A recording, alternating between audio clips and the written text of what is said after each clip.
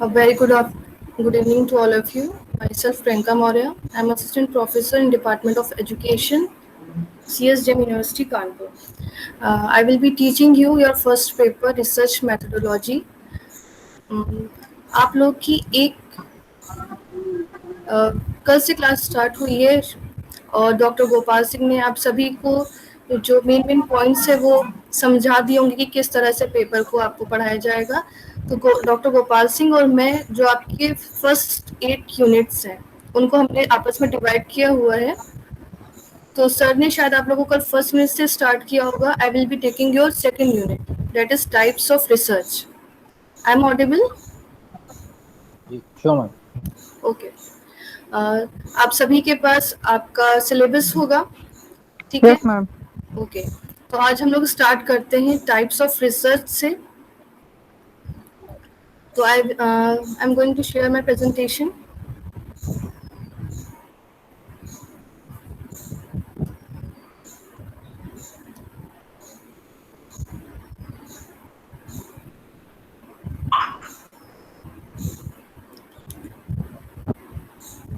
PPT is visible to you all?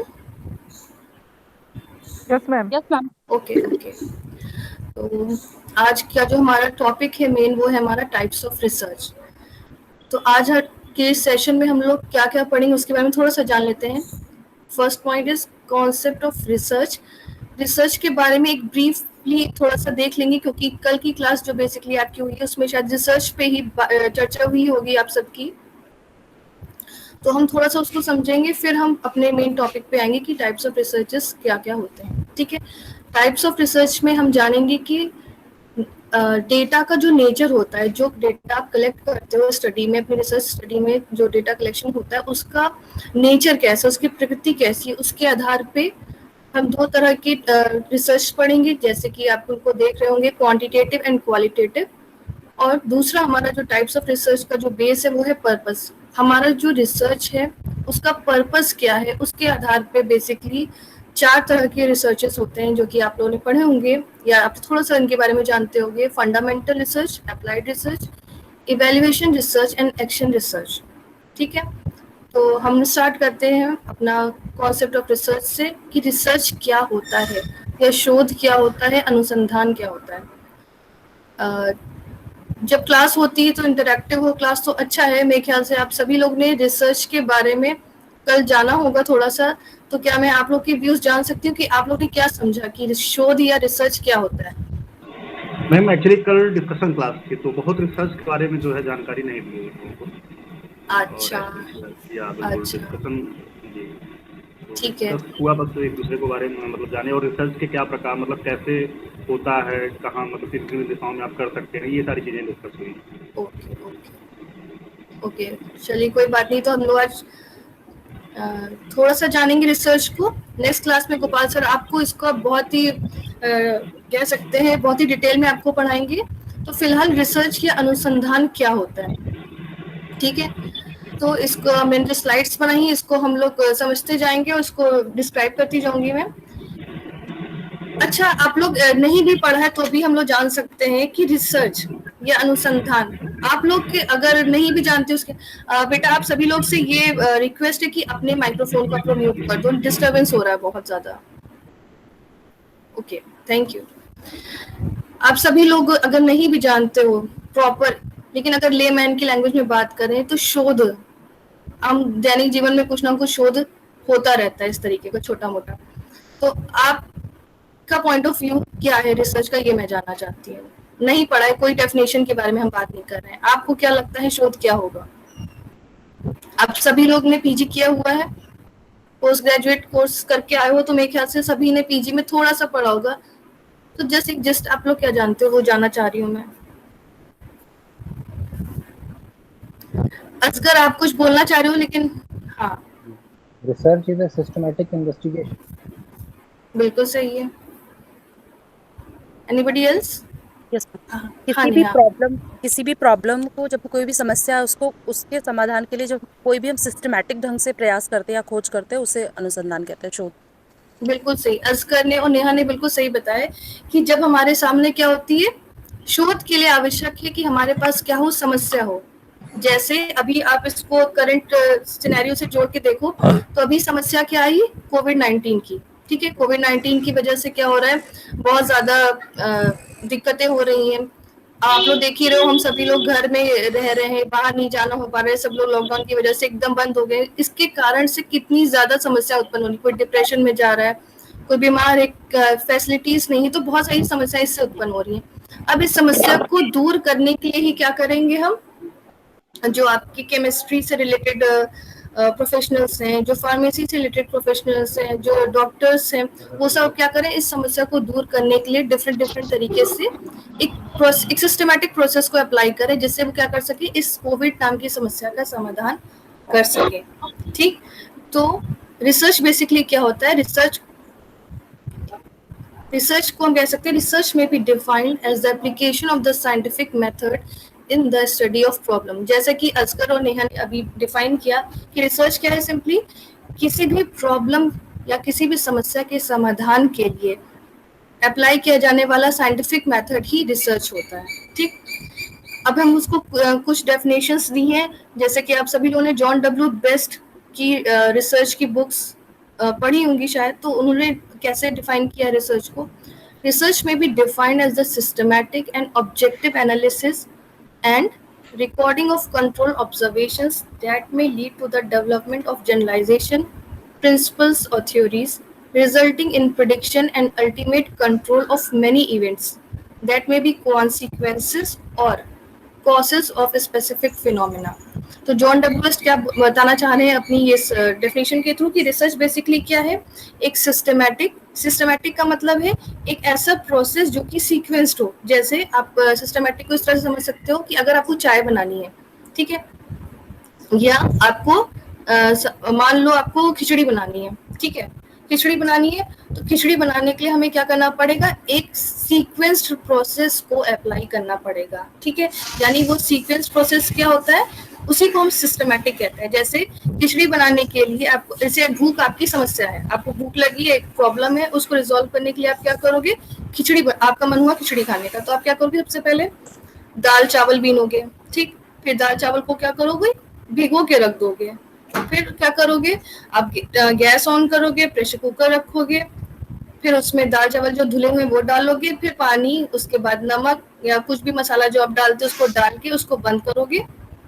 ठीक है, और फिर आप उसकी कुकर में जो आपकी विसल्स होंगी उसके आधार पे जान के उसको बंद करोगे। फाइनली जब आपकी खिचड़ी बन जाएगी इस सीक्वेंस प्रोसेस के थ्रू, तो आपकी जो भूख की समस्या है, जो प्रॉब्लम है, वो क्या हो जाएगी, सॉल्व हो जाएगी।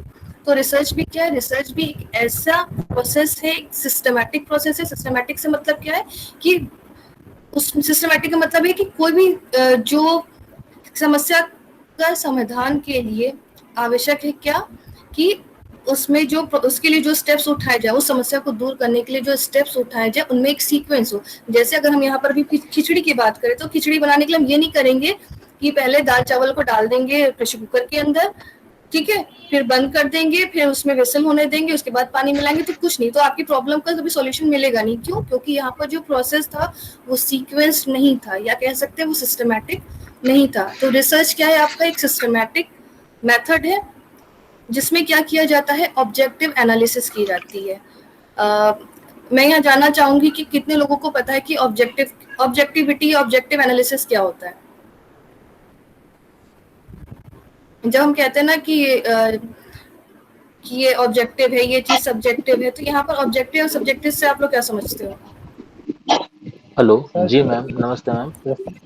नमस्ते, बताइए।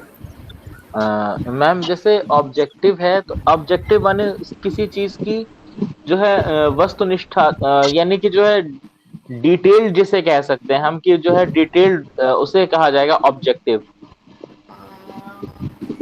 मैम किसी भी समस्या का सामान्यीकरण हो जाना, या कोई भी समाधान सामान्यीकरण हो जाना ही जो सबके लिए लागू हो या सारे मानदंडों पर खरा उतरे सामान्यीकरण हो, वो ऑब्जेक्टिव होता है। और सब्जेक्टिव व्यक्तिनिष्ठ होता है मैम, जो केवल अपने ही मानदंडों पर खड़ा हो।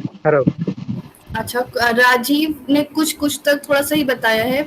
और आप इसको इस तरह से समझो, ऑब्जेक्टिव और सब्जेक्टिव क्या होता है बेसिकली। ऑब्जेक्टिव मतलब होता है जिसमें बायसनेस की कोई भूमिका ना हो, जिसमें आपकी इनर फीलिंग्स इनकॉर्पोरेट ना हो। जैसे अगर मान लो आपका वो है मल्टीपल चॉइस क्वेश्चंस हम लोग करते हैं एग्जाम्स में, सॉल्व करते हैं ना, तो मल्टीपल चॉइस क्वेश्चंस में क्या होते हैं, आपके पास चार वो होते हैं, आंसर्स होते हैं, या कह सकते हैं उसको आपको किसी भी एक पर्टिकुलर क्वेश्चन के लिए आपके पास चार ऑप्शंस होते हैं, उनमें से केवल एक ऑप्शन ही सही होता है। ठीक, आपने किसी ऑप्शन पे टिक किया, ठीक है। अब वो जो आपका पेपर है जिसमें कि आपने टिक किया हुआ है मल्टीपल चॉइस क्वेश्चन को, वो एग्जामिनर्स के पास गया। बेटा आप सभी लोग थोड़ा अपने आप को, जब आप लोग आंसर दो तब आप लोग उसको अपने माइक्रोफोन को ऑन कर दो, वरना म्यूट कर दो, तो कि डिस्टर्बेंस हो रहा है। Thank you Sneha. ठीक, अब आपने क्या किया, जैसे आपकी सभी बच्चों की कॉपीज है जिन्होंने मल्टीपल चॉइस क्वेश्चंस को अटेम्प्ट किया है, उन्होंने अपने आंसर्स वहां पर लोकेट कर दिए हैं, और अब उन कॉपीज को ले जाएगा एग्जामिनर के पास। ठीक, अब मल्टीपल चॉइस क्वेश्चन को 10 लोगों में बांट दिया गया। ठीक है, हर इंसान अलग अलग होता है, सबका नजरिया अलग होता है, सबका किसी भी चीज के प्रति एटीट्यूड अलग होता है। तो अगर मान लीजिए मल्टीपल चॉइस क्वेश्चन है, तो मान ली फर्स्ट क्वेश्चन का जो आंसर है, जो की है, वो ऑप्शन नंबर 1 है। ठीक है, अगर बच्चे ने ऑप्शन नंबर 1 को टिक किया है, सेलेक्ट किया है, तो 10 में से 10 एग्जामिनर को क्या देना पड़ेगा, उसके लिए सही मार्क्स के लिए जो भी वैल्यूज होंगी। जैसे अगर सही होने पर 2 मार्क्स देने हैं और बच्चे ने सही ऑप्शन को टिक किया, तो सभी 10 के 10 एग्जामिनर्स को क्या देंगे, 2 मार्क्स देंगे। ठीक है, तो यहाँ पर क्या हो रहा है कि सभी के लिए, उन सभी के लिए जो नजरिया है वो उनको सेम रखना पड़ रहा है। वहां पर उनकी खुद की इनर फीलिंग्स क्या हो रही है, वहां पर उसको बच्चे के मार्क्स को क्या करी, इन्फ्लुएंस नहीं कर रही है। वही अगर आप देखें, अगर आपका सब्जेक्टिव पेपर है, जैसे कि शॉर्ट आंसर टाइप है या लॉन्ग आंसर टाइप क्वेश्चंस हैं, ठीक है, आपने क्या किया, सभी ने अपने अनुसार उसमें आंसर्स लिख दिए। ठीक है, अब हमने क्या किया, उन्हीं कॉपीज को फिर उन्हीं 10 एग्जामिनर्स में डिस्ट्रीब्यूट कर दिया कि आप लोग कॉपी चेक करिए। ठीक है, तो क्या हम क्या देखेंगे कि वो एक ही, अगर मान लीजिए एक ही बच्चे की कॉपी को फोटो कॉपी करा के आप 10 एग्जामिनर्स को दे दो, तो सभी के जो मार्क्स होंगे उस पर्टिकुलर के लिए वो क्या होंगे, डिफरेंट होंगे। क्यों? क्योंकि वहां पर सब्जेक्टिविटी आ जाएगी। सब्जेक्टिविटी आ जाएगी मतलब उनका खुद का जो एटीट्यूड है, मानदंड है, जैसे कि अभी राजीव ने बताया, वहां पर वो काम करने लगेगा। कैसे? जैसे मान लीजिए हर एग्जामिनर का अपना क्राइटेरिया होता है कि कौन से आंसर को अच्छा माना जाए, कौन से आंसर को अच्छा माना जाए। एक अच्छे आंसर की क्या क्राइटेरिया होते हैं, जैसे मान लो किसी एग्जामिनर को अच्छा लगता है कि पॉइंट्स में आंसर दिए हो, ग्राफिकल रिप्रेजेंटेशन हो, तो उसके लिए ये अच्छा आंसर है।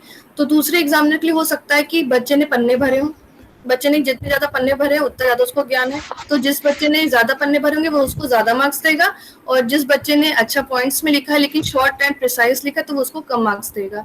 तो हम यहाँ पर क्या देख रहे हैं, यहाँ पर सब्जेक्टिव एनालिसिस हो रही है, यानी जो भी एग्जामिनर्स हैं वो अपने खुद के क्राइटेरिया को दूसरे पे रोक के देख रहे हैं। ऑब्जेक्टिव में क्या होता है, ऑब्जेक्टिव के लिए जैसे हम कहते हैं ना, जब अभी आप लोगों ने अपना पोस्ट ग्रेजुएशन किया होगा तो आप लोगों ने टूल्स वगैरह पढ़े होंगे, जैसे जब क्वेश्चनियर का निर्माण करते हैं तो इस प्रकार से करते हैं कि एक क्वेश्चन जो हमने बनाया है उसका अर्थ सभी के लिए क्या हो, एक हो। ठीक है, सभी बच्चे उस क्वेश्चन को जब पढ़े तो उन्हें क्या लगे, एक ही जैसा आंसर देने का मन हो, मतलब उनका जो अर्थ निकल रहा है क्वेश्चन को एक जैसा हो।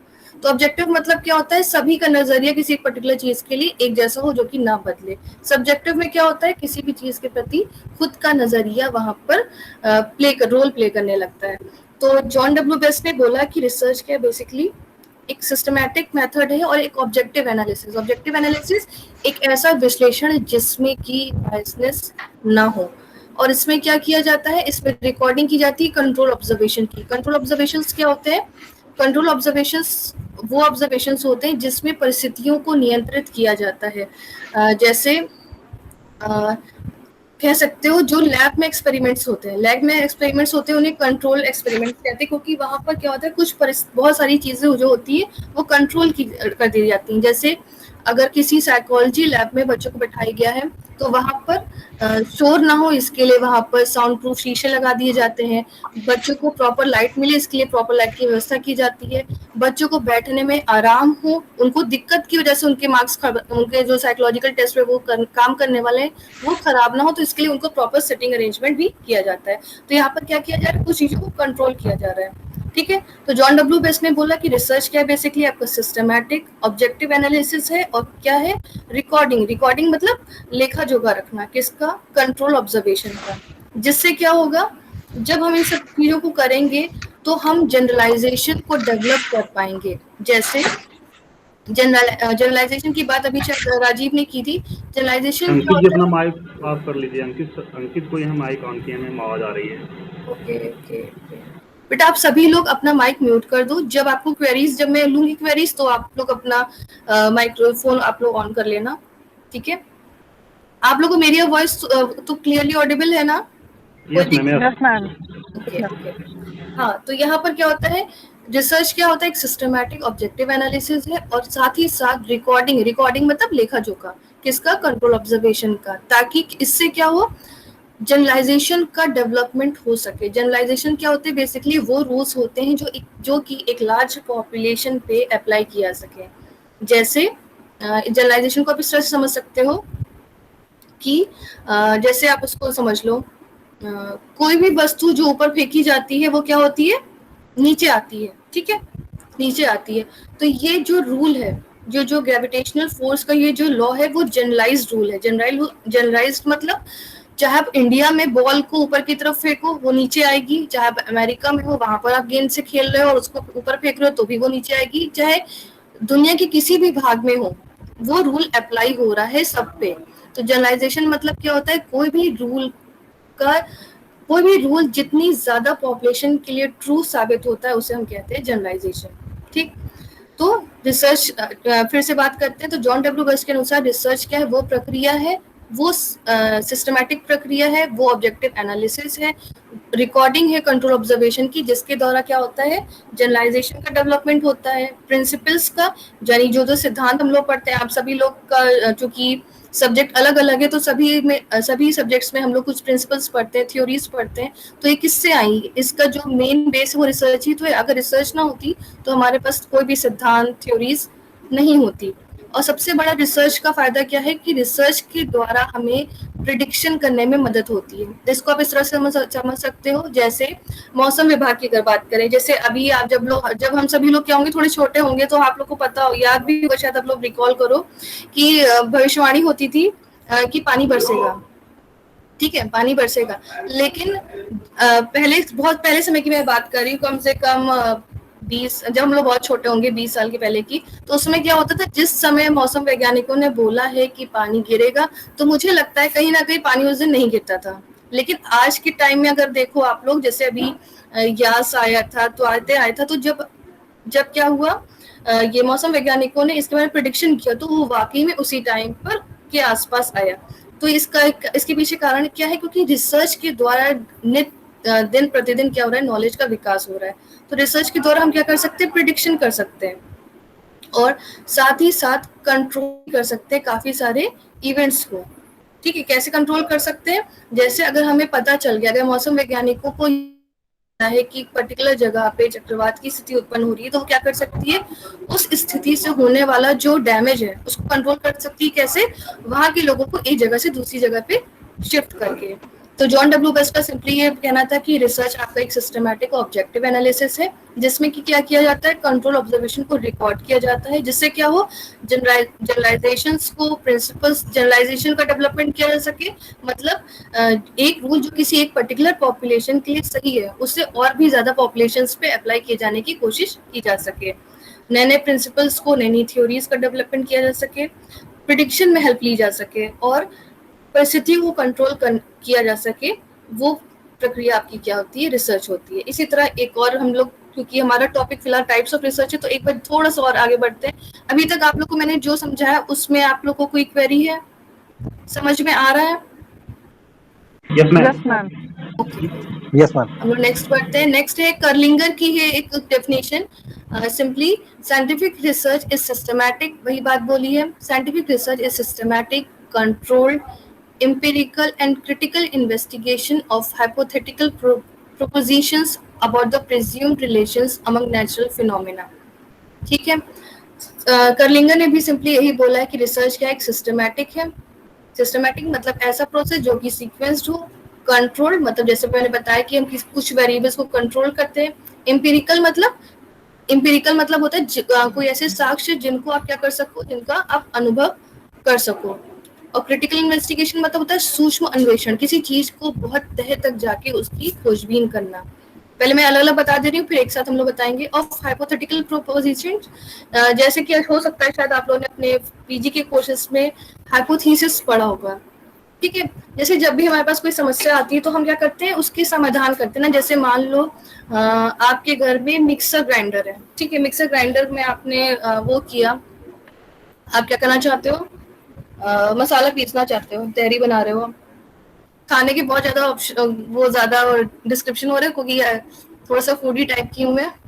तो बेसिकली इसमें से मान लो इसको इस तरह समझ सकते हैं कि जैसे आपको मिक्सी में मसाला पीसना है, ठीक है। आपने क्या किया, मिक्सी में मसाला डाला उसको, और फिर आप उसको क्या करने लगे, मिक्सी में आपने डाला, आपने ऑन किया, लेकिन मिक्सी नहीं चली, ठीक। तो अब ये क्या आ गई, हमारे पास एक समस्या आ गई ना, समस्या आ गई। तो अब आप क्या करोगे, इस समस्या के समाधान करने के लिए आप डिफरेंट तर्क लगाओगे, सोचोगे कि क्या हुआ होगा। हो सकता है कि जो आपका वो है मिक्सर ग्राइंडर का जो मोटर है, अंदर मोटर होता है, हो सकता है वो जल गया हो शायद, या हो सकता है जिस प्लग के थ्रू आपने उसको सॉकेट में लगाया, हो सकता है वो सॉकेट खराब हो, या हो सकता है इलेक्ट्रिसिटी नहीं आ रही है। तो ये क्या है, एक प्रॉब्लम के बहुत सारे क्या हाइपोथेटिकल प्रोपोजिशंस है कि हो सकता है ये कारण हो सकता है ये कारण हो सकता है ये कारण हो, ठीक है। तो साइंटिफिक रिसर्च क्या होता है, इन्हीं सभी कारणों को जांच करने की प्रक्रिया है। कैसी प्रक्रिया है, सिस्टमैटिक प्रक्रिया है, यानी एक ऐसी प्रोसेस है जिसमें हम सीक्वेंस बाय सीक्वेंस काम करते हैं, कंट्रोल करते हैं सिचुएशंस को। और एम्पिरिकल मतलब जिसको हम अनुभव कर सके। जैसे मान लो अभी हमने जो आपको वो बताया, एग्जाम्पल बताया मिक्सर ग्राइंडर का, तो आप क्या करोगे, आप देखोगे जाके घर के बाहर देखोगे जाके बाकी लोगों की लाइट्स आ रही, तो आपको ये पता चल, आपने अनुभव किया कि हाँ दूसरों के घर में लाइट्स जल रही है, तो हाँ मतलब लाइट आ रही, तो एक समस्या कम होगी। आपने देखा मोटर में से धुआं निकलने लगा, तो उसका मतलब मोटर आपकी खराब है और इसी वजह से आपका मिक्सर ग्राइंडर नहीं चल रहा है। तो ये सारी चीजें क्या है, इन सारी चीजों को आपने अनुभव किया, इसको एम्पिरिकल कहते हैं। एम्पिरिकल जिनको हम अनुभव कर सकें या कह सकते हैं महसूस कर सकें, ठीक है। तो रिसर्च क्या है, एक सिस्टमैटिक, कंट्रोल, एम्पिरिकल और क्रिटिकल इन्वेस्टिगेशन है किसका, हाइपोथेटिकल प्रोपोजिशंस का। जैसे अभी हमने बताया कि मिक्सर ग्राइंडर के खराब होने के कुछ हमने हाइपोथेटिकल रीजंस बना लिए कि शायद इस वजह से शायद इस वजह से हमारी मिक्सी खराब हो गई है। तो क्या करते हैं, इन सारे जो कारण अभी हमने सोचे हैं उन्हीं को जांचने के लिए जो सिस्टमैटिक प्रोसेस अप्लाई किया जाता है वही आपका रिसर्च होता है, ठीक। अगर हम इन दोनों डेफिनेशंस को समझें और इसके आधार पर निष्कर्ष निकालें तो बेसिकली हमारा रिसर्च क्या होता है उसको हम जानेंगे। आप लोग पॉइंट बाय पॉइंट पढ़ सकते हो। रिसर्च क्या है, research refers to a process wherein activities are carried out systematically to find out solution of the problem. Research क्या है, रिसर्च सिंपली एक प्रोसेस है जिसमें हम क्या करते हैं, एक्टिविटीज करते हैं। जैसे आपने क्या, जैसे अभी हमने बात की ना, मिक्सर ग्राइंडर खराब हो गया, तो मिक्सर ग्राइंडर खराब हो गया तो आप क्या करोगे, उसको सही करने के लिए कुछ करोगे ना। आपने प्लग चेक किया, आपने घर से बाहर जाके क्या किया, दूसरे घरों में लाइट्स देखी, तो आप क्या कर रहे हो, एक्टिविटी कर रहे हो, ठीक है। तो रिसर्च क्या है, एक ऐसी प्रोसेस है जिसमें एक्टिविटीज को किया जाता है, सिस्टमैटिकली किया जाता है, ठीक है, ताकि इससे क्या मिल सके, आपको प्रॉब्लम का सॉल्यूशन मिल सके। ये एक जनरल सी और बहुत ही अपने आप में पूर्ण परिभाषा है कि रिसर्च, अगर आपसे पूछे कोई क्या होता है तो रिसर्च एक ऐसा प्रोसेस है जिसमें एक्टिविटीज को सिस्टमैटिकली कैरिड आउट किया जाता है, सिस्टमैटिकली किया जाता है, ताकि उससे क्या हो, आपकी जो भी समस्या है, शोध इसीलिए तो किया आता है ना कि हमारी समस्या का सॉल्यूशन हो सके। तो रिसर्च क्या है, एक सिस्टमैटिक प्रोसेस है जिसमें क्या किया जाता है, एक्टिविटीज को एक प्रॉपर सीक्वेंस में किया जाता है ताकि आप अपने प्रॉब्लम के सॉल्यूशन तक पहुंच सको, ठीक है। अब रिसर्च की कुछ कैरेक्टरिस्टिक्स है जिनको हम जल्दी से देख लेते हैं कि रिसर्च क्या होता है। Research ma'am, excuse me ma'am, हाँ मैम एक छात्र हैं भानु प्रताप जी, वो ज्वाइन नहीं कर पा रहे, उनका 2-3 बार फोन आ चुका है, तो क्या उनको क्या कैसे ज्वाइन ज्वाइन नहीं। करना जैसे अगर मैं अच्छा करता रुकिए हूँ रुकिए तो? रुकिए रुकिए रुकिए, बस बस बेटा, आप सभी लोग थोड़ा टाइम, आप लोग पीएचडी के स्टूडेंट्स हैं तो थोड़ा सा टाइम का ध्यान रखो। 6 है अभी, 6:24 हो रहा है और अभी आपने ज्वाइन किया भानु जी ने, तो थोड़ा सा टाइम का, जस्ट 5 मिनट पहले आप लोग आ जाओ। अभी नहीं ज्वाइन, कोई बात नहीं, कोई ज्वाइन बात अभी नहीं, हो नहीं आज पाए शायद वो। नहीं नहीं, अब हो गया, अब हो गया, मैंने उनको एडमिट कर लिया। कल। एक्चुअली मेरे यहाँ पर वो है ना, पीपीटी चला तो मुझे दिख नहीं रहा था, अब वो ज्वाइन हो गया, कोई प्रॉब्लम नहीं है। ठीक है, तो जी रिसर्च पे, जी। रिसर्च क्या करती है बेसिकली, एम्फेसाइज करती है किस पर, रिसर्च का काम ही क्या है, रिसर्च का काम क्या है, नए नए नॉलेज को जनरेट करना, जो नॉलेज जनरेट हो चुकी उस पर आधारित कुछ ऐसे अप्लायंसेस, कुछ ऐसे चीजों का निर्माण करना जो कि हमारे दैनिक जीवन की समस्याओं को क्या कर सके, कम कर सके। और रिसर्च का एक काम क्या ये भी है कि फ्यूचर में जो भी चीजें होने वाली हैं उसको प्रिडिक्ट कर सके। जैसे कि मौसम विज्ञान इसका बेहतर एग्जाम्पल है कि वो आपको बताता है कि इस समय ये होने वाला, ये वर्षा होगी या बाढ़ आएगी इस क्षेत्र में, तो ये आपका एक अच्छा उदाहरण है। ठीक, research based upon observable experience और एम्पिरिकल एविडेंस। जब हम रिसर्च करते हैं, ठीक है, रिसर्च के लिए हम डेटा कलेक्ट करते हैं, तो हम क्या करते हैं, हम किसी भी रिसर्च, जैसे कोई प्रॉब्लम आई है तो उसको हम ऐसे ही बिना किसी ऑब्जर्वेशन के, बिना किसी साक्ष्य के वो नहीं कर सकते, मतलब उसको जनरलाइज नहीं कर सकते। ठीक है, इसके लिए हमें क्या आवश्यकता होती है, ऑब्जर्वेबल एक्सपीरियंस, मतलब ऐसे एक्सपीरियंस जिनको हम ऑब्जर्व कर सकें, जिनको हम ऐसे महसूस कर सके, जिनको हम प्राप्त कर सकें, कुछ इस तरह के। तो रिसर्च आपका किस पर बेस्ड होता है, ऑब्जर्वेबल एक्सपीरियंसेस पे और एम्पिरिकल एविडेंसेस पे। फिर रिसर्च डिमांड करता है एक्यूरेट ऑब्जर्वेशन एंड डिस्क्रिप्शन की। जब हम रिसर्च करते हैं, जब आप लोग भी अब रिसर्च करोगे आगे, तो रिसर्च की देखो, रिसर्च का बेसिकली मेन उद्देश्य क्या है, प्रॉब्लम को दूर करना, ठीक है, और साथ ही साथ समाज की भलाई करना। अगर आपने अपना रिसर्च करते वक्त जो भी ऑब्जर्वेशंस लिए, जो भी डेटा कलेक्ट किए, अगर उनका एक्यूरेट ऑब्जर्वेशन नहीं किया है, तो आपकी जाहिर सी बात है फाइंडिंग्स भी सही नहीं आएंगी। तो वो आप अगर मान लो आपने गलत फाइंडिंग्स निकाली, उनसे आपका जो भी कंक्लूजन निकला वो गलत निकला और आपने उसको क्या किया, लोगों पे अप्लाई कर दिया, तो कहीं ना कहीं वो हानिपूर्ण होगा। इसलिए रिसर्च क्या है, रिसर्च मांग करती किसकी, एक्यूरेट ऑब्जर्वेशन एंड डिस्क्रिप्शन की। ठीक, साथ ही साथ रिसर्च में क्या होता है, gathering new data for primary और फर्स्ट हैंड सोर्स और using existing data for a new purpose. अच्छा, जैसे कि कुछ लोग हिस्ट्री के भी होंगे इसमें, तो उन्होंने पढ़ा होगा कि हिस्ट्री में क्या होता है, प्राइमरी सोर्स होते हैं, सेकेंडरी सोर्सेस होते हैं। तो रिसर्च में क्या, हाँ, तो बताना चाहेगा कोई बताना चाहेगा? जी मैम, हाँ प्राइमरी सोर्सेज में जैसे ये होता है कि हम लोग हाँ हाँ फर्स्टली जो उनके समय लिखे गए अभिलेख होते थे, जैसे तत्कालीन शासक के समय लिखी गई कृतियां हो गई, तो वो हमारा प्राइमरी सोर्सेज हो गया। उनके आधार बिल्कुल पर जब हम दूसरी चीज आज लिखते हैं तो वो हमारे सेकेंडरी सोर्सेज हो गए। जैसे कि बिल्कुल मान लीजिए अकबरनामा अकबर के समय लिखा गया, तो वो जी हमारा प्राइमरी सोर्स हो गया। बिल्कुल। या सम्राट अशोक है, उसके समय जो हमें अभिलेख मिला है, जो उसने लिखवाया है, वो हमारा हम्म, प्राइमरी सोर्स है। उसके आधार पर बिल्कुल अगर बाद में कोई कृतियां लिखी गई तो वो हमारा सेकेंडरी सोर्सेस हो गया। आज कुछ बिल्कुल ऐसा। बिल्कुल, भानु ने बिल्कुल सही बताया। प्राइमरी सोर्सेज क्या होते हैं बेसिकली हमारे, कि किसी भी घटना से रिलेटेड जो डायरेक्ट रिलेटेड व्यक्ति होते हैं। जैसे मान लो जब 1857 का संग्राम हुआ था, तो उस समय जिन लोगों ने भाग लिया था उस संग्राम में, तो वो क्या हो जाएंगे, अगर हम उनसे जानकारी लेते हैं तो वो हमारे लिए प्राइमरी सोर्स हो जाएंगे। ठीक बोला ना भानु मैंने? यस यस, बिल्कुल बिल्कुल मैम, हम ये कहना चाह रहे हैं कि जो हाँ तत्कालीन समय में लिखी गई बिल्कुल हिस्टोरिकल बिल्कुल हमारी, चाहे कि कोई लेखक हमारी किताब हो या कुछ भी हो, तो वो हमारा प्राइमरी सोर्स है। बेसिकली जब हम उसको लेकर के आज कुछ अगर हम लिखते हैं तो वो हमारा सेकेंडरी सोर्सेस है।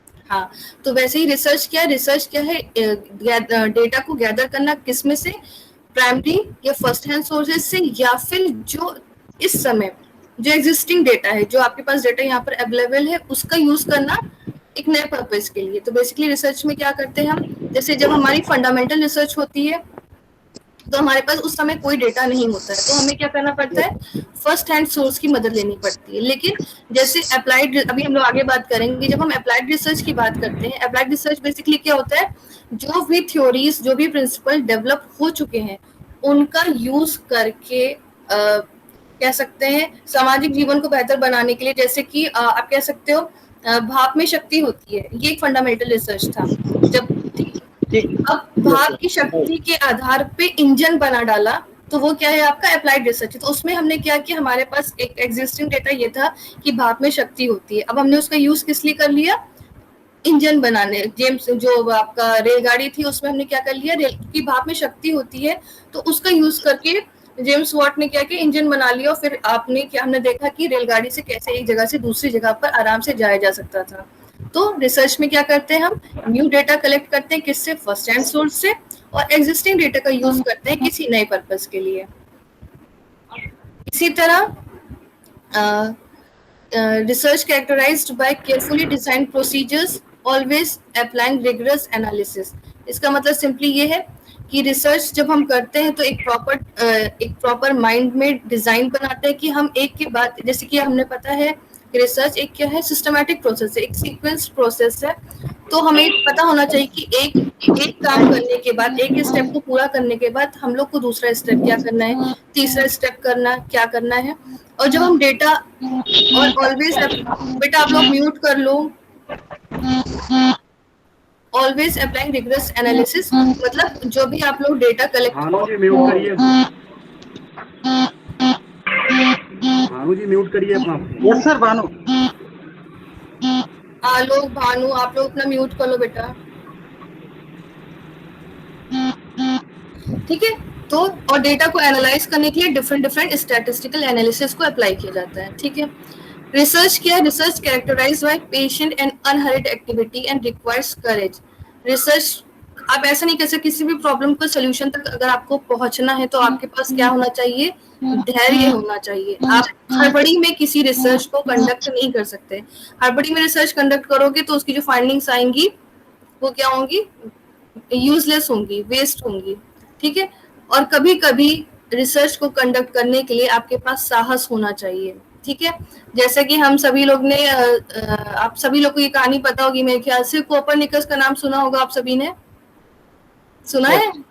क्या बताया था उन्होंने, कोपरनिकस ने क्या बताया? पृथ्वी गोल है का कॉन्सेप्ट दिया था मैडम।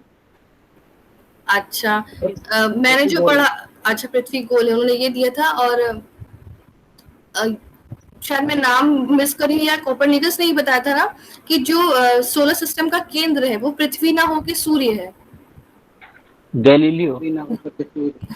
गैलीलियो मैं मिस कर रही हूँ, मैंने शायद अभी पढ़ा था, ठीक है। मैं चलो उसको कल हम लोग क्लास जब लेंगे, अब नेक्स्ट तो उसमें कर लेंगे।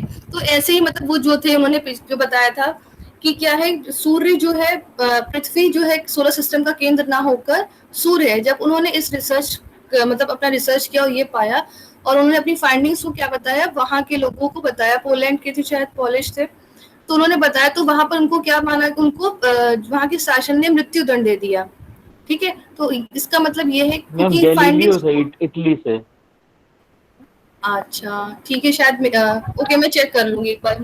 यस मैम, गैलीलियो थे। ठीक, गैलीलियो एंड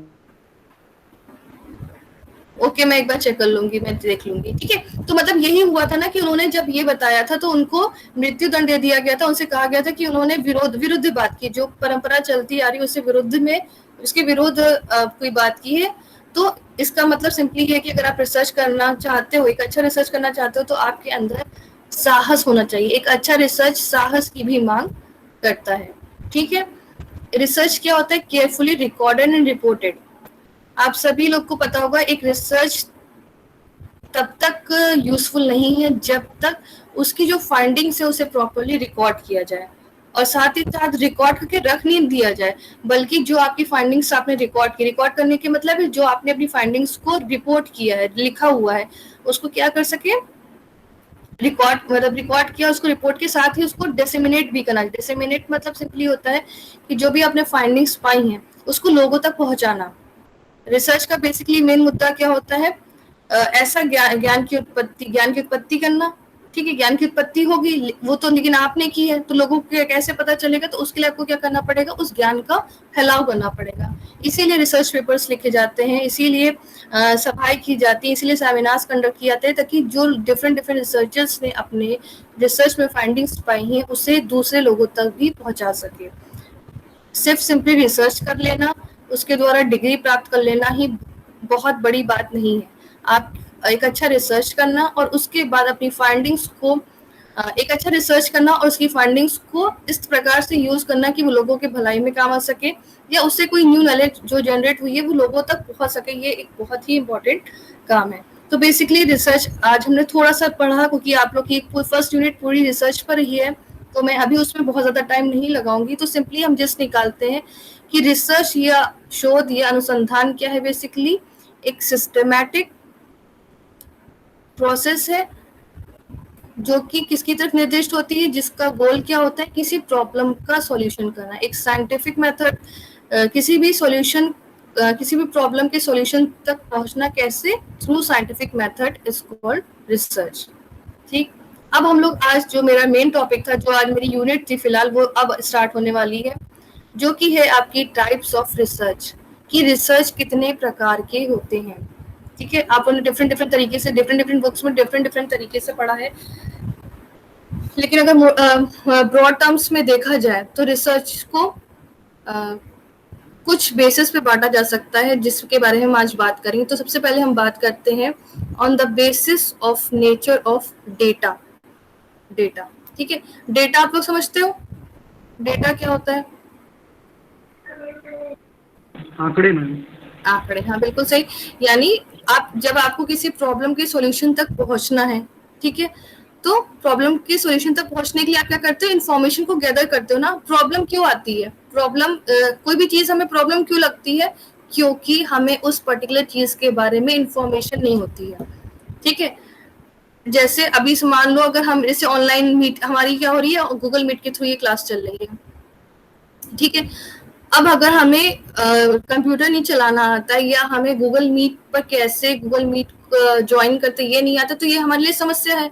ठीक है, और समस्या क्यों है, क्योंकि हमारे पास इंफॉर्मेशन की कमी। किस इंफॉर्मेशन की कमी है, कि हमें कैसे कंप्यूटर को ऑपरेट किया था इसकी इंफॉर्मेशन नहीं है, हमें कैसे गूगल मीट को कैसे एक्टिवेट किया जाता है, गूगल मीट में कैसे अकाउंट बनाया जाता है, हमें ये नहीं आता है। तो ये सारी क्या इंफॉर्मेशन की कमी तो है। तो इंफॉर्मेशन को इकट्ठा करते हैं और उसका एनालिसिस के द्वारा ही हम प्रॉब्लम के सॉल्यूशन तक पहुंचते हैं। ठीक, तो टाइप्स ऑफ रिसर्च में पहला हम देखेंगे कि on the basis of nature of data, जो डेटा आप कलेक्ट करते हो अपने सैंपल से, ठीक है, जो इंफॉर्मेशन आप कलेक्ट करते हो अपने सैंपल से, उसकी प्रकृति कैसी है। प्रकृति कैसी है मतलब वो कैसा है, वो नंबर्स में है या फिर वो नॉन नंबर्स है। नंबर्स मतलब आपको क्या आंकड़े प्राप्त हो रहे हैं। जैसे एकेडमिक अचीवमेंट हमें देखना है, हम कोई ऐसा रिसर्च कर रहे हैं जिसमें हमें एक वेरिएबल है एकेडमिक अचीवमेंट। तो एकेडमिक अचीवमेंट को आप कैसे मेजर कर सकते हो, बच्चों के जो स्टूडेंट्स हैं उनके जो फाइनल एग्जाम्स के जो मार्क्स आए हैं उसको हम एकेडमिक अचीवमेंट मान सकते हैं। एकेडमिक अचीवमेंट बेसिकली क्या होता है, एक सर्टेन टाइम पीरियड में जो ट्रेनिंग दी जाती है उसके बाद बच्चे ने कितना एक्वायर कर लिया है नॉलेज को, वो आपका कहलाता है एकेडमिक अचीवमेंट। ठीक, अब जैसे आपका कोई टॉपिक है जिसमें आपको एकेडमिक अचीवमेंट को या शैक्षिक उपलब्धि को मेजर करना है, ठीक है, तो आप क्या करोगे, उसके लिए बच्चों के रिपोर्ट कार्ड्स लोगे, उनमें जो फाइनल मार्क्स होंगे उनको आप देख लोगे। तो यहाँ पर आपके मार्क्स होंगे, आंकड़े होंगे, नंबर होंगे। यहाँ पर जो आपको डेटा मिल रहा है वो कैसा मिल रहा है, नंबर्स में मिल रहा है।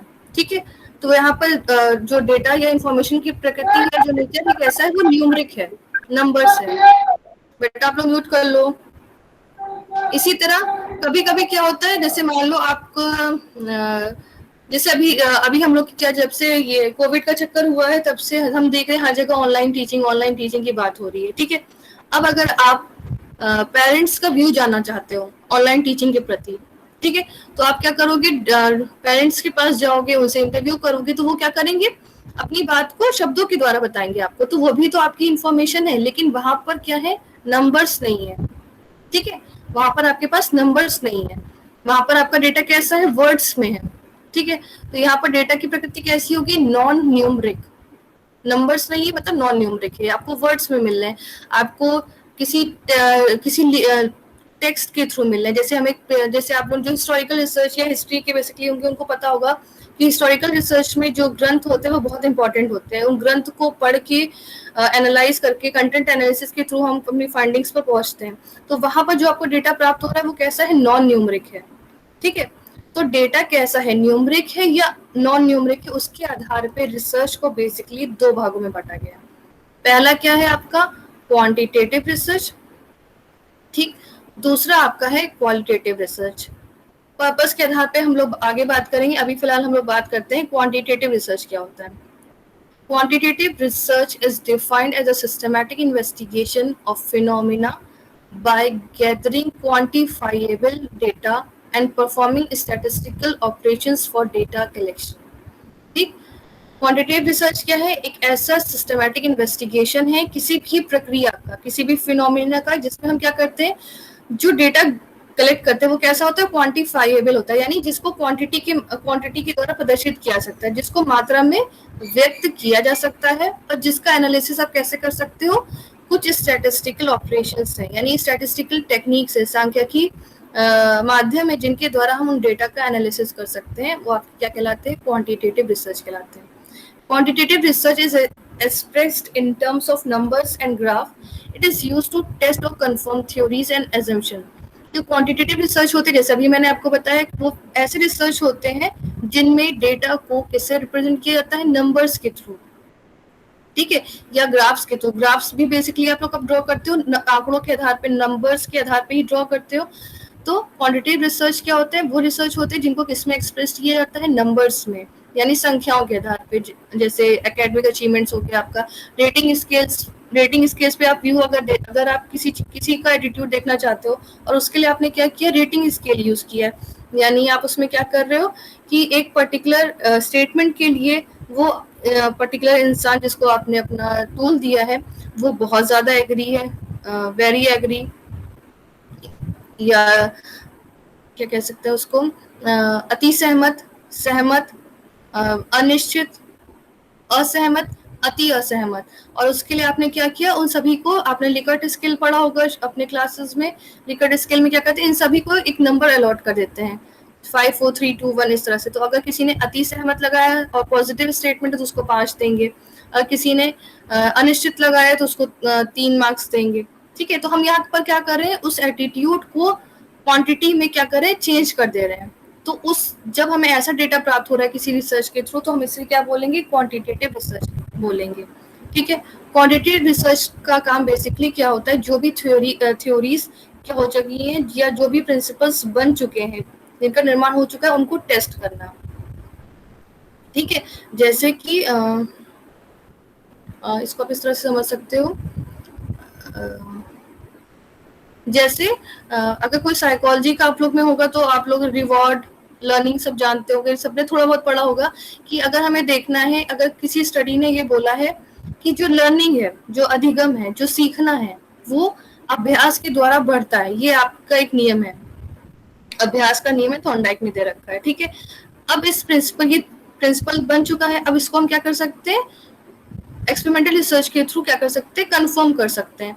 तो वो एक्सपेरिमेंटल रिसर्च में हम लोग क्या करेंगे, कोई पर्टिकुलर टॉपिक है उस पर क्या करेंगे, बच्चों को डिफरेंट 2 ग्रुप्स ले लिए हमने, एक को 10 ट्रायल कराए और एक को 20 ट्रायल कराए। फिर जो पर्टिकुलर चीज हमने उन्हें सिखाई है उस पर हमने क्या किया, दोनों ही ग्रुप्स के टेस्ट ले लिए और उनके मार्क्स को रिकॉर्ड कर लिया, ठीक है। फिर उन दोनों के मार्क्स को हम कंपैरिजन करके ये देख सकते हैं कि जिन्होंने लॉ क्या है कि अभ्यास करने से अधिगम बढ़ता है, तो चूंकि 20 ट्रायल वालों के जो नंबर ऑफ ट्रायल्स हैं वो ज्यादा है, तो ये संभावना ज्यादा होगी थ्योरी के अनुसार कि उनका अधिगम भी ज्यादा हो।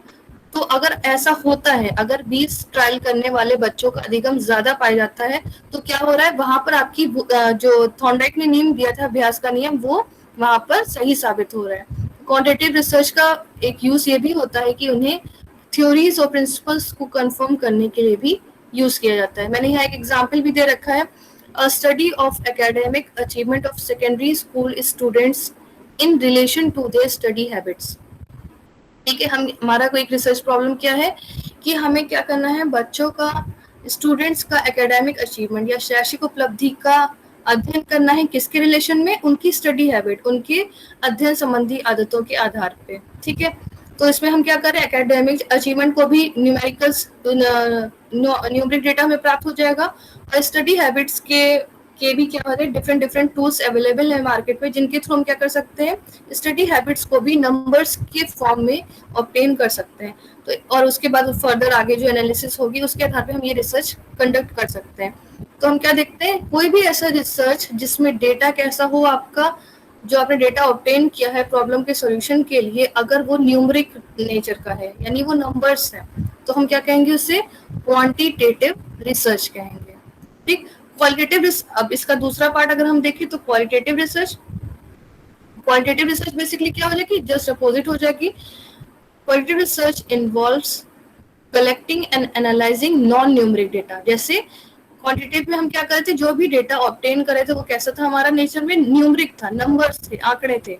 यहाँ पर नॉन न्यूमरिक डेटा है। नॉन न्यूमरिक डेटा जैसे कि टेक्स्ट, हमें बुक्स में लिखी हुई कुछ लाइनें मिल गई, हमें ऑडियो मिल गया, हमें वीडियो मिल गया, जिसके द्वारा हम किसी कॉन्सेप्ट को क्या कर सकते हैं, समझ सकते हैं, किसी के ओपिनियन को जान सकते हैं, किसी के एक्सपीरियंस को सुन सकते हैं।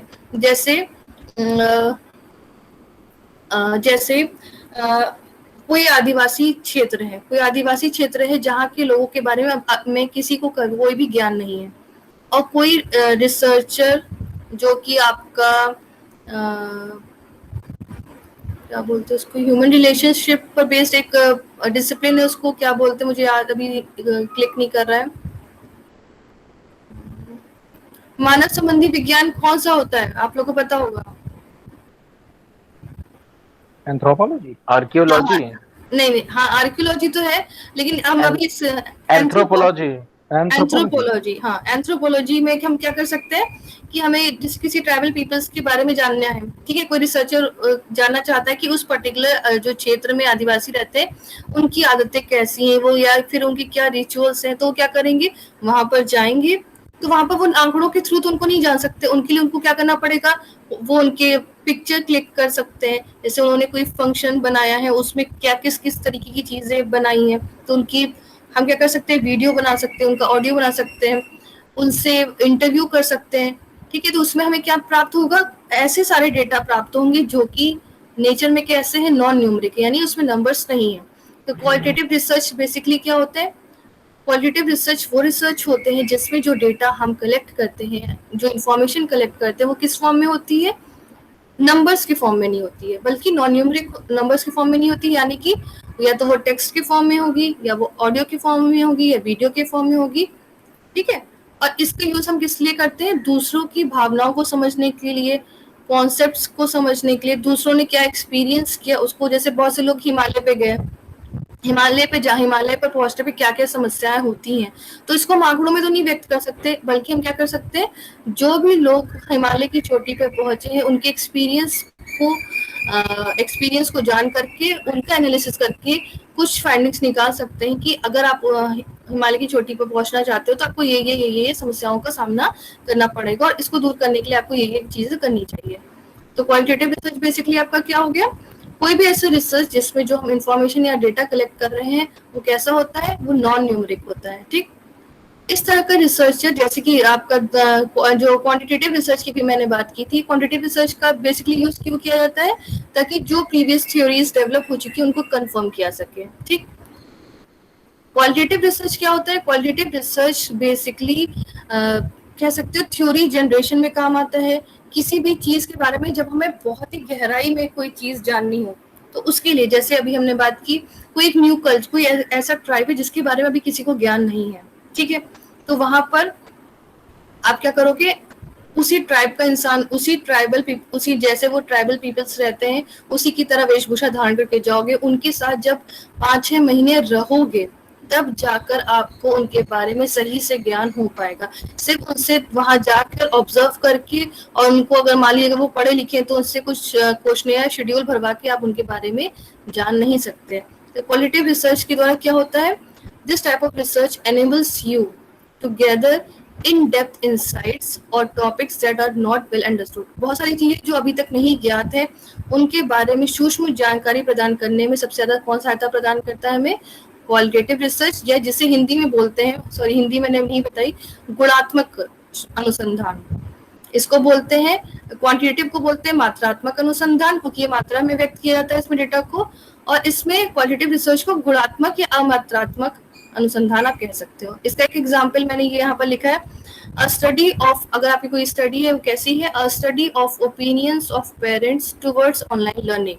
तो ये कैसा रिसर्च होगा, एक क्वालिटेटिव रिसर्च होगा। इसमें आप क्या करोगे, बेसिकली पेरेंट्स के पास जाओगे और उनसे ये जानने की कोशिश करोगे कि जो आजकल ऑनलाइन लर्निंग चल रही है उसकी क्या इम्पैक्ट्स हैं, क्या एडवांटेजेस है, क्या डिसएडवांटेजेस हैं, क्या वो कोप अप कर पा रहे हैं, एफोर्ड कर पा रहे हैं। तो वो सारी चीजें जानने के लिए आपको क्या करना पड़ेगा, उनसे इंटरव्यू लेने पड़ेंगे। ठीक है, तो इंटरव्यू जब लोगे तो आपको जो भी आप, अगर आप रिकॉर्ड करें तो वो आपको ऑडियो के फॉर्म में मिलेगा, आप या नोट करें तो वो टेक्स्ट के फॉर्म में होगा, ना कि नंबर्स के फॉर्म में। तो जो टेक्स्ट और ऑडियो आपने कलेक्ट किए हैं, जो डेटा कलेक्ट किया है वो नंबर्स में नहीं है, नॉन न्यूमेरिक है, तो उसे हम क्या बोलेंगे, क्वालिटेटिव रिसर्च। अब क्वांटिटेटिव और क्वालिटेटिव रिसर्च को और बेहतर तरीके से जानने के लिए हम इसके डिफरेंस को देख सकते हैं, तो एक उससे आपको और क्लियर हो जाएगा। ये डोनाल्ड एरी, आप सभी लोग, अभी मैं अपने रेफरेंस में मैंने कुछ बुक्स जो जिनसे मैंने स्लाइड्स प्रिपेयर की है, मेरे पास कुछ बुक्स हैं, उसका मेरे पास पीडीएफ है, अगर आपको चाहिए आप मुझे ईमेल दे देना, मैं ईमेल के थ्रू आपको भेज दूंगी। उसी में एक बुक है जो कि मुझे बहुत पसंद है, डोनाल्ड एरी, और 2-3 ऑथर्स और उनके साथ है, उन्होंने बहुत ही अच्छी बुक लिखी। अगर आपको बिहेवियरल साइंसेस में रिसर्च को समझना है तो ऑसम बुक है। तो इसमें उन्होंने डोनाल्ड एरी की बुक से मैंने ये डिफरेंसेस लिए हैं। अगर आप इसको देखो, एक तरफ क्वांटिटेटिव रिसर्च है, एक तरफ क्वालिटेटिव रिसर्च है। ठीक, क्वांटिटेटिव रिसर्च जो होते हैं उनका पर्पस क्या होता है, रिलेशनशिप को देखना, कॉज एंड इफेक्ट को देखना। यानी कोई दो वेरिएबल्स हैं, जैसे कि अभी हमने बात की थी किसकी, लर्निंग की, अधिगम की और अभ्यास की। अधिगम और अभ्यास में संबंध देख रहे थे कि क्या अभ्यास बढ़ने से अधिगम बढ़ रहा है, क्या अगर अभ्यास को कम कर दिया जाए तो अधिगम भी घटता है, या अभ्यास से कोई फर्क नहीं पड़ रहा है। तो ये रिलेशनशिप देखने के काम आता है। कॉज एंड इफेक्ट, यानी जब आप एक्सपेरिमेंटल रिसर्च करते हो कि क्या ये जो असर दिख रहा है इसका इफेक्ट ये है कि नहीं है, तो इस केस में हम क्या यूज करते हैं, क्वांटिटेटिव रिसर्च करते हैं। या क्वांटिटेटिव रिसर्च का उद्देश्य कह सकते हैं क्या है, रिलेशनशिप को स्टडी करना, कॉज एंड इफेक्ट का पता लगाना। वहीं अगर हम क्वालिटेटिव रिसर्च की बात करें तो क्वालिटेटिव रिसर्च का मेन उद्देश्य क्या होता है, किसी भी फिनोमिना को समझने की कोशिश करना। ठीक है, एक बहुत ही डिटेल में, जैसे मैंने भी बताया, किसी भी ऐसे ट्राइब में जाना जहां पर अभी तक किसी का कोई ज्ञान नहीं है, जिसको दुनिया के बारे में अभी तक पता नहीं है, तो वहां जाकर उनका इन डेप्थ जब आप क्या करोगे, इंफॉर्मेशन प्राप्त करोगे, तो वो आपका किसके अंदर में आएगा, क्वालिटेटिव रिसर्च में। जो क्वांटिटेटिव रिसर्च जो होती है, क्वांटिटेटिव, उसमें क्या होता है, डिजाइन जो होती है, डिजाइन मतलब बेसिकली होता है एक ब्लूप्रिंट। जैसे क्वांटिटेटिव रिसर्च में आपको पता है कि आपके वेरिएबल्स कौन से हैं, आपको सिंपली रिलेशनशिप देखना है तो आपको कोरिलेशन लगाना पड़ेगा। कोरिलेशन लगा लिया आपने, अगर रिलेशंस उनके दिखाई देते तो आप फर्दर रिग्रेशन एनालिसिस यूज करोगे। ठीक है, तो वहां पर क्या होता है, क्वांटिटेटिव रिसर्च में जो डिजाइन होती है, जो ब्लूप्रिंट होता है रिसर्च का, कि मतलब एक के बाद आपको क्या करना है, वो रिसर्च कंडक्ट करने से पहले ही क्या होता है, बन जाता है, डेवलप्ड हो जाता है। लेकिन क्वालिटेटिव रिसर्च में ऐसा नहीं है। जैसे मान लो अगर आप किसी ट्राइब में गए हो अपना रिसर्च करने, आप उनके बारे में जानने गए, उनके बारे में इंफॉर्मेशन लेने गए हो, ठीक है, अगर और आपने सोचा कि मैं क्या करूँगा, उनसे शेड्यूल भरवा लूंगा या उनसे क्वेश्चनियर भरवा लूंगा, पता चला कि वो लोग पढ़े लिखे नहीं हुए, तो आपको क्या करना पड़ेगा, सर्टेन चेंजेस करने पड़ेंगे। आपको क्या करना पड़ेगा, वहां पर इंटरव्यू लेना पड़ेगा। क्यों? क्योंकि वो पढ़े लिखे नहीं है, तो वहां पर वो, यह हो सकता है जिस भाषा को आप जानते हैं वो उस भाषा को नहीं जानते, तो वहां पर आपको फिर से अपनी जो डिजाइन है वो चेंज करनी पड़ेगी। तो वहां पर आप कोई दूसरी मेथड के थ्रू कोशिश करोगे उनसे इंटरेक्ट करने की। तो क्वालिटेटिव रिसर्च में कह सकते हैं कि जो डिजाइन होती है वो फ्लेक्सिबल होती है, मतलब चेंजेस होते रहते हैं। ठीक है, वो कैसे जन्म लेती है, जैसे जैसे आप उस परिवेश में जाते हो, उसी के अनुसार, उस परिस्थिति विशेष के अनुसार आपको जो ठीक लगता है, उसके जो रिसर्चर को ठीक लगता है, उसके अकॉर्डिंग वो स्टेप्स बनाता चला जाता है। ठीक है, जो क्वांटिटेटिव रिसर्च होते हैं उनका अप्रोच क्या होता है, डिडक्टिव होता है। वो क्या करते हैं, थ्योरी को टेस्ट करते हैं। जैसे अभी मैंने बताया था कि थॉर्नडाइक का लॉ है कि अभ्यास का नियम, जो कि कहता है कि अभ्यास करने से अधिगम या लर्निंग बढ़ती है, ये उन्होंने सिद्धांत दिया हुआ है। तो क्वांटिटेटिव रिसर्च में हम क्या कर, मैंने अभी जैसे कि बताया कि हमने 2 ग्रुप ले लिए, एक में 10 ट्रायल्स, एक में 10 बार अभ्यास कराया, एक में 20 बार अभ्यास कराया, और उनकी लर्निंग को कंपेयर कर लिया और उसके आधार पर थ्योरी को टेस्ट कर लिया। तो वो आपका कैसा अप्रोच होगा, यहाँ पर ऐसा deductive approach. Deductive approach basically क्या होता है कि आपके पास डिडक्टिव अप्रोच क्या होता है, आपके पास रूल्स है, आपको उनके आधार पे एग्जाम्पल्स लगाने, यानी रूल्स आपको पहले से पता है और उस रूल्स को यूज करना है आपको। वही क्वालिटेटिव रिसर्च क्या होते हैं, इंडक्टिव होते हैं। इंडक्टिव मतलब डिफरेंट फिनोमिना को देखकर उनमें कंपैरिजन करने के आधार पर आप किसी जनरलाइजेशन पर पहुंचते हो। इंडक्टिव क्या होता है, इंडक्टिव मेथड्स आप लोगों ने अगर किसी ने बीएड किया होगा तो उसने शायद पढ़ा होगा यहाँ पर कि 2 तरह के टीचिंग मेथड्स होते हैं, इंडक्टिव और डिडक्टिव। इंडक्टिव में बेसिकली क्या करते हैं हम लोग, डिफरेंट एग्जाम्पल्स लेते हैं, उन एग्जाम्पल्स का कंपैरिजन करते हैं। जैसे इसको इस तरह से समझ सकते हो कि जैसे अगर हमें जानवरों के बारे में बताना है, ठीक है, हमने क्या किया, एक जानवर जैसे डॉग लिया, हमने कहा ये डॉग नाम का एक कुछ ऑब्जेक्ट है, इसके 4 पैर हैं, इसकी एक पूंछ है, 2 आंख हैं और 2 कान हैं, जीभ है, ऐसा है, ठीक है। फिर एक दूसरा जानवर हमने दिखाया, हमने कहा इसको गोट, हमने भी जानवर नहीं बोला, हमने बस इतना बोला कि ये एक ऑब्जेक्ट है, इसका ऐसा ऐसा ऐसा डिस्क्रिप्शन दिया। फिर दूसरा हमने बकरी दिखाई और बोला कि इसके भी 4 पैर है, एक पूंछ है, कान है, इस तरह से हमने बताया। फिर ऐसे ही किसी और को बताया, ऐसे ही हमने कोई काऊ ले ली, काऊ के बारे में बताया कि इसके 4 पैर है। तो अब ये इन सारे अगर आप एग्जाम्पल्स को देखो तो इससे आपको क्या निकल के आ रहा है कि कोई भी ऐसा ऑब्जेक्ट या जीव जिसके 4 पैर होते हैं, पूंछ होती है, जीभ होती है, कान होते हैं 2, तो वो क्या कहलाता है, वो जानवर की श्रेणी में आता है। तो वहां से एक रूल निकला कि जिन लोगों में ऐसी ऐसी प्रॉपर्टीज होंगी उनको हम किस में रखेंगे, एनिमल की कैटेगरीज में रखेंगे। यानी आप एग्जाम्पल्स के द्वारा किसी एक पर्टिकुलर रूल पर आ रहे हो तो उसको हम क्या कहते हैं, इंडक्टिव मेथड कहते हैं। तो quantitative research basically inductive based होता है। क्यों? क्योंकि उसमें आप किसी नई चीज के बारे में जानने की कोशिश करते हो। जैसे अभी कल किसी ट्राइब की बात हुई तो आपको पहले से किसी को ज्ञान नहीं है, वहां पहुंचकर आप क्या कर रहे हो, उस ज्ञान को धीरे धीरे लोगों तक उस ज्ञान को प्राप्त करने की कोशिश कर रहे हो। क्वांटिटेटिव रिसर्च में आप प्री सिलेक्टेड इंस्ट्रूमेंट यूज करते हैं, यानी पहले से आपको पता होता है कि अगर आपको पता है आपकी वेरिएबल्स कौन से हैं, आपको फर्दर आगे क्या करना है, तो वहां पर आपके जो टूल्स, इंस्ट्रूमेंट्स मतलब डेटा कलेक्शन का तरीका, डेटा किस मेथड्स के थ्रू कलेक्ट करोगे उसी को हम इंस्ट्रूमेंट बोलते हैं। क्वालिटेटिव रिसर्च में क्या होता है, जो रिसर्चर होता है वो ही प्राइमरी डेटा कलेक्शन टूल होता है। बाकी टूल्स भी होते हैं, जैसे इंटरव्यू कर सकता है, लेकिन बेसिकली क्वालिटेटिव रिसर्च पूरा दारोमदार जो होता है वो रिसर्चर पे होता है। रिसर्चर की क्वालिटी उसमें बहुत ही ज्यादा मायने रखती है। क्वांटिटेटिव रिसर्च में लार्ज सैंपल यूज करते हैं हम लोग, 500 600 ऐसे। क्वालिटेटिव रिसर्च में आपका स्मॉल सैंपल साइज भी चलता है। जैसे कोई पर्टिकुलर ग्रुप, कोई एक विशेष पर्टिकुलर ग्रुप है जिसकी से मान लो कि लेफ्ट हैंडेड बच्चों पर हमने वो करना है, स्टडी करना है, तो लेफ्ट हैंडेड वाले बच्चों की संख्या क्या होगी, बहुत ही कम होगी। तो क्वालिटेटिव रिसर्च में ऐसे छोटे सैंपल्स को यूज किया जाता है। क्वांटिटेटिव रिसर्च में जो डेटा आप लेते हो, है ना, उस डेटा का एनालाइज करने के लिए डिफरेंट स्टैटिस्टिकल टूल्स हैं जिनको हम यूज करते हैं। लेकिन क्वालिटेटिव रिसर्च में हम क्या करते हैं, कंटेंट एनालिसिस और थीमेटिक एनालिसिस को यूज करते हैं। कंटेंट एनालिसिस बेसिकली क्या होता है, जो टेक्स्ट होते हैं, जैसे आप लोग हिस्टोरिकल रिसर्च वाले जानते होंगे, जो कोई कम्युनिकेशंस के होंगे, मास कम्युनिकेशन को पता होगा कि टेक्स्ट होता है, टेक्स्ट के आधार पे वो काउंटिंग करते हैं कि कोई वर्ड कितनी बार आया है, उसका थीम क्या है। जिस थीमेटिक एनालिसिस में बेसिकली थीम को जानने की कोशिश करते हैं, और वैसे ही कंटेंट एनालिसिस में जानने की कोशिश करते हैं कि इस पर्टिकुलर टेक्स्ट में क्या क्या चीजों को बार बार बोला गया, किस तरह के वर्ड्स यूज किए गए, तो उसके आधार पे हम कंक्लूजन तक पहुंचने की कोशिश करते हैं। मुझे लग रहा है अब क्लास यहीं पर हम लोग को बाइंड अप कर देनी चाहिए क्योंकि टाइम हो रहा है। मैम अटेंडेंस लगती है क्या?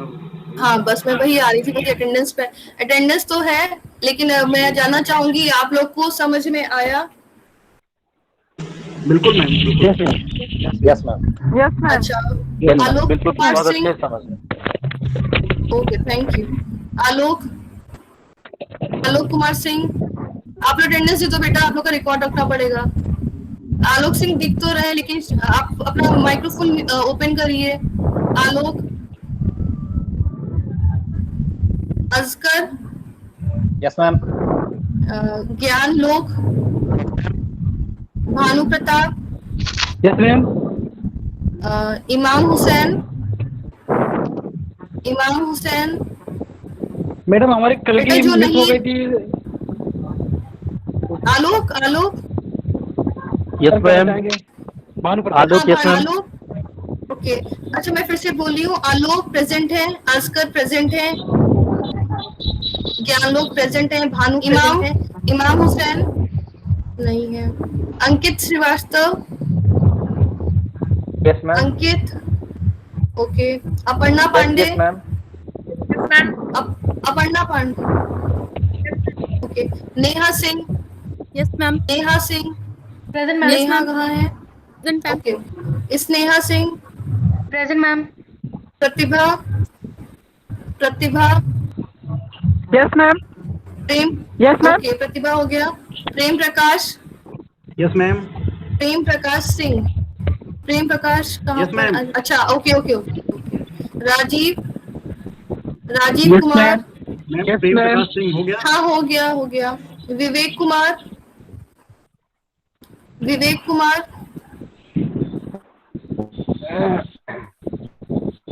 मैम राजीव का अटेंडेंस हो गया। राजीव की हो गई है, विवेक कुमार है क्या? राजीव, स्नेहा,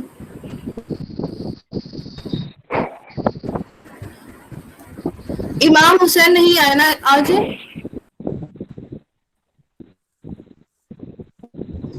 एक वो सभी नहीं थे इमाम हुसैन। ओके क्लास, तो आज की क्लास हम लोग यहीं पर बाइंड अप करते हैं, नेक्स्ट क्लास में फिर मिलेंगे। अगर कोई क्वेरीज है तो आप नेक्स्ट क्लास में कर सकते हो, और टाइम का सभी लोग प्लीज ध्यान रखो। Okay, thank you class. Ma'am Thank you, ma'am. Attendance हो गई ना मैम? अंकित श्रीवास्तव। अंकित श्रीवास्तव, हाँ हो गई अटेंडेंस बेटा आपकी, हो गई, हो गई। मैडम कल के बारे में कल का हमारा